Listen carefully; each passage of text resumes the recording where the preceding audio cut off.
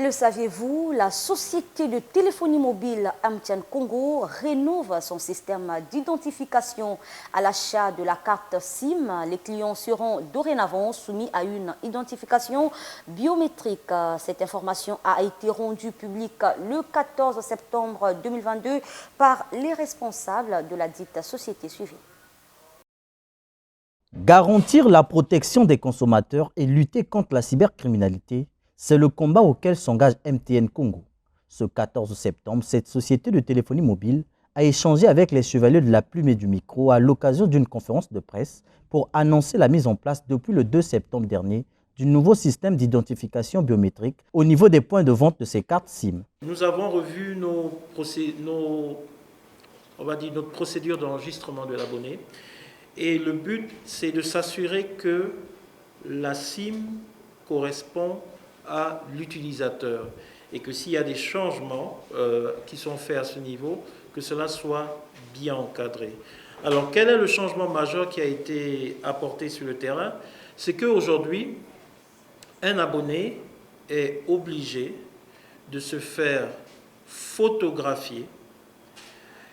Un abonné est obligé de se faire photographier et de faire enregistrer sa pièce d'identité. Une SIM, une identification. Pour les anciens abonnés, MTN Congo met à la disposition de ses clients l'auto-vérification de son identité en tapant étoile 125 étoile 6 dièse.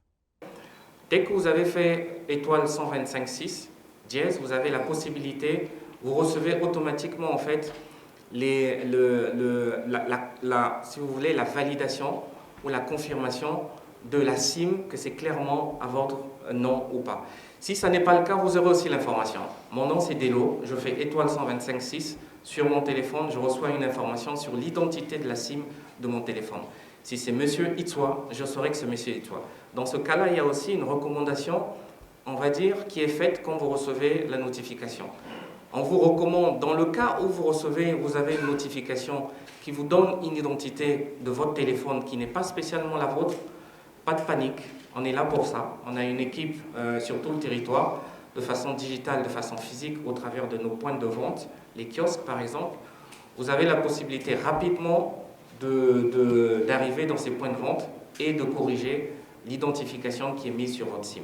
Donc, ce nouveau système biométrique d'identification qui intègre une reconnaissance faciale obligatoire n'exclut personne. Tout nouvel abonné de MTN Congo devrait donc s'y atteler. La loi est générale.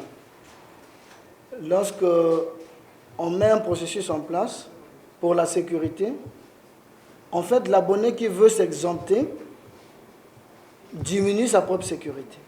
En réalité, il n'y a aucun corps de métier. Nous ne photographions pas des personnes dans leur tenue ou dans les tenues de leur corps de métier. Par exemple, nous n'allons pas exiger, si quelqu'un nous dit qu'il est un avocat, on ne va pas lui dire « va porter ta robe, on va te photographier avec ta robe ». Non.